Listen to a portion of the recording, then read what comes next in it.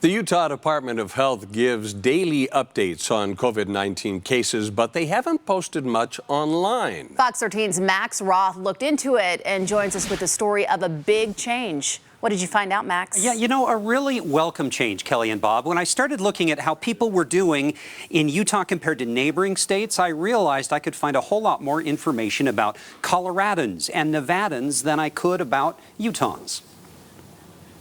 Other states were giving us a whole lot more data on their websites about their experience of COVID-19. And so I asked the governor why we were only getting this, essentially, except it didn't even have that.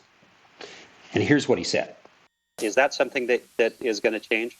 Absolutely. Thank you, Max. It's a discussion I had this morning with our team, but I'm going to make sure that that happens hopefully in the next 24 hours, that we'll have all that information up and it will remain current. Thanks, Governor, because you really came through within 24 hours and we're getting a lot more information, including hospitalizations every day. Important to know how serious this condition is. And then all this information, this is just part of it. I'm not going to focus on all of it, too much to go through. Let's zoom in on this important fact that we're getting from the state now every day. This is showing us the age of the people who have been confirmed as having COVID-19. And look, it's happening to pretty young people. 25 to 54 is the age group that really sees more cases than any other group. Young people not getting it quite so much. By the way, the red, women, the blue, men. And then you see there are quite a few cases, 45 to 64. And honestly, 65 to 84, it's a lot of cases. There aren't as many people in that age group. And what you're going to see in this next chart, though, is that the serious cases do tend to still be older. Because see, this red part of each of these charts, these are the people in each age group who are hospitalized. Not so many people hospitalized who are really young, but once you get to the 45 to 64, 65 to 84, significantly more people in the hospital. Still more dangerous the older that you get.